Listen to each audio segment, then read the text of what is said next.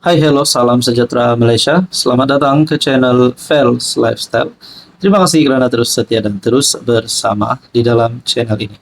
Tuan-tuan dan puan, ada satu berita. Kali ini menyentuh berkaitan dengan struktur kepimpinan.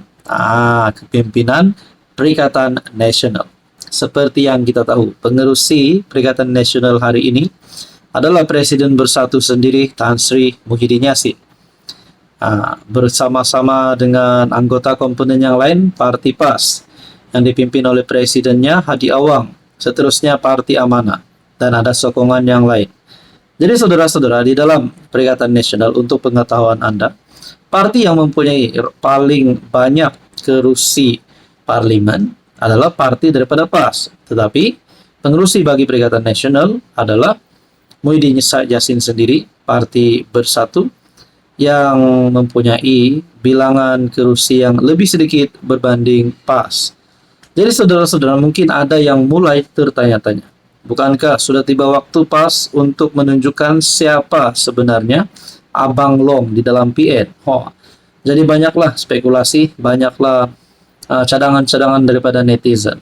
Tapi pada akhirnya Tuan Ibrahim dalam satu kenyataan, PN dijangka rombak struktur kepimpinan. PN dijangka melaksanakan dengan rombakan struktur kepimpinannya selepas gabungan itu bersetuju menubuhkan jawatan kuasa bagi menilai penambahbaikan organisasi. Timbalan Presiden PAS Tuan Ibrahim berkata, langkah menambah baik struktur parti berkenaan bakal dilaksanakan secara menyeluruh. Kita, PAS, ada cadangan beberapa penambahbaikan kepada PN secara keseluruhannya. Majlis tertinggi PN bersetuju tubuhkan jawatan kuasa untuk menilai kembali, katanya kepada Malaysia Kini. Tuan Ibrahim yang juga anggota Majlis tertinggi PN menegaskan antara aspek yang diberi perhatian dalam penambahbaikan parti itu ialah pindaan perlembagaan dan penubuhan Majlis Presiden. Jadi saya tertanya-tanyalah, adakah ini satu isyarat ataupun petanda mereka nak singkirkan Muhyiddin ataupun mereka nak calonkan daripada pemimpin PAS untuk mengepelai Perikatan Nasional. Tuan Ibrahim juga berkata PAS belum mengemukakan nama pengganti Ahmad Samsuri, di mana Ahmad Samsuri yang meletakkan jawatan Bendahari Agung PN sebelum ini. Pada Januari lalu, Malaysia Kini melaporkan PAS bersedia mengemukakan calon pengganti Ahmad Samsuri yang meletak jawatan kira-kira sebulan sebelum itu. Rasanya saudara-saudara, kalaulah Muhyiddin Yassin diboikot, kalaulah Muhyiddin Yassin tidak diterima lagi oleh kepimpinan PN untuk terus jadi pengerusi, Anda rasa siapa yang layak untuk jadi pengerusi PN? Adakah daripada Parti PAS ataupun Parti Bersatu? Coba komen di bawah. Hai, hello, salam sejahtera Malaysia. Selamat datang ke channel Fels Lifestyle. Saudara-saudara yang saya hormati, tuan-tuan dan puan, masih lagi tergantung cerita berkaitan dengan skandal rasuah di Sabah. Lebih-lebih lagi pada tahun ini, pilihan raya negeri Sabah. Rakyat Sabah akan memilih pada tahun ini. Mungkinkah akan ada satu perkara yang besar bakal berlaku? Adakah JRS akan tumbang? HJJ akan tumbang? Adakah UMNO ataupun warisan akan mengetuai kerajaan negeri pada pilihan raya negeri kali ini? Saudara-saudara, berkaitan dengan skandal Adun, UMNO Sabah dalam satu keputusan tergempar. Mungkinkah ini satu perkara yang menunjukkan kedudukan HJJ dalam bahaya? UMNO Sabah beri isyarat gegar sidang DUN minggu depan. Selepas SPRM memberi jaminan tidak akan menutup skandal rasuah di Sabah, UMNO Sabah kini bersiap sedia berentap di Dewan Undangan Negeri yang dijangka menjadi sidang terakhir sebelum pilihan raya negeri Sabah. Memetik kenyataan Ketua Pesuruhjaya SPRM Azam Baki, Pengarah Komunikasi Strategik UMNO Sabah, Datu Rosman Datu Akhir Zaman, berkata, sidang DUN minggu depan merupakan masa paling sesuai untuk membahaskan isu tersebut. Kalaulah kedudukan Ketua Menteri Sabah, Haji Jinor dalam bahaya? Adakah beliau akan cepat-cepat membubarkan DUN Sabah dan pilihan raya negeri Sabah akan diadakan seawal boleh? Nah, ini menjadi pertanyaannya.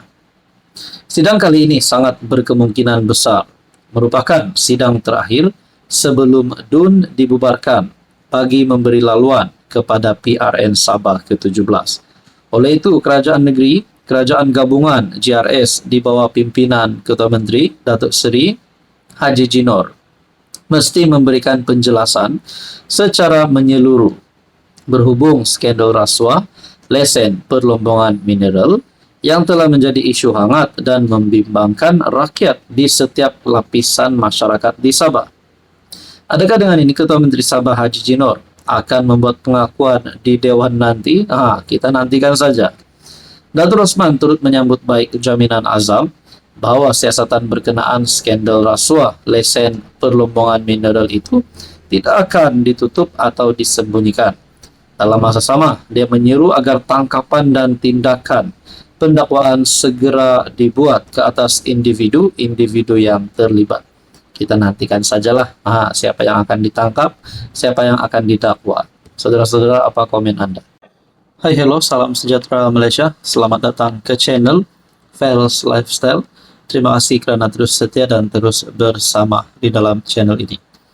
Tuan-tuan dan puan yang saya amat hormati, balik-balik kita dengar berkaitan dengan isu rasuah, cerita rasuah. Rasuah sini, rasuah sana. Di Sabah pun ada berlaku, di Semenanjung pun ada berlaku. Boleh dikatakan seluruh Malaysia ada saja cerita dan berita berkaitan dengan rasuah. Tapi akhirnya, tuan-tuan dan puan, antara yang telah menarik perhatian ramai orang adalah berkaitan dengan isu skandal rasuah di Sabah. Apa perkembangan terkini? Ini satu keputusan SPRM bertarikh 10 April. Tiada unsur campur tangan dalam siasatan kes rasuah ADUN Sabah. Tidak ada sebarang unsur campur tangan oleh Ketua Menteri Sabah Datuk Seri Haji Jinor atau Kerajaan Negeri dalam SPRM berkaitan kes rasuah Malaysia. Maafkan saya, berkaitan dengan kes rasuah yang dikaitkan dengan ADUN di Sabah. Nah, ini adalah pengakuan daripada Ketua Pesuruhjaya SPRM sendiri, Tan Sri Azam Baki.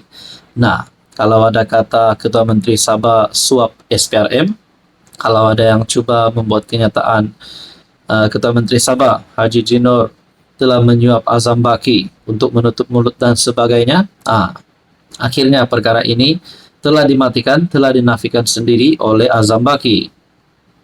Beliau berkata, pihaknya telah mengambil kenyataan Haji J sebanyak 2 kali dalam siasatan tersebut. Dan Ketua Menteri Sabah memberikan kerjasama sepenuhnya bagi membantu siasatan. Setakat ini, semua kenyataan telah diambil termasuk daripada ADUN terbabit.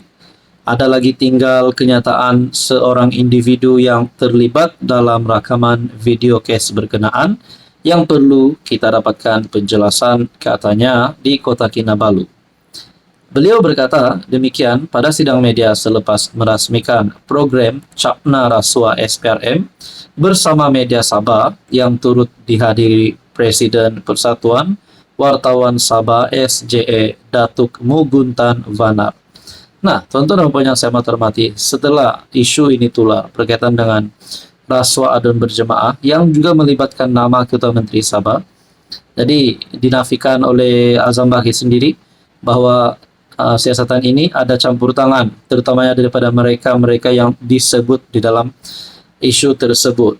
Dan pada akhirnya persoalan paling besar, kalaulah mereka-mereka ini yang disebut di dalam skandal ini bersalah, didapati bersalah, adakah mereka akan didakwa, diheret ke mahkamah, dan seterusnya mereka akan masuk penjara. Nah, ini menjadi persoalan paling utama. Lebih-lebih lagi, tahun ini Sabah akan berhadapan dengan pilihan raya negeri. Jadi saudara-saudara yang saya hormati, Anda rasa apa yang akan berlaku selepas ini? Apa komen Anda?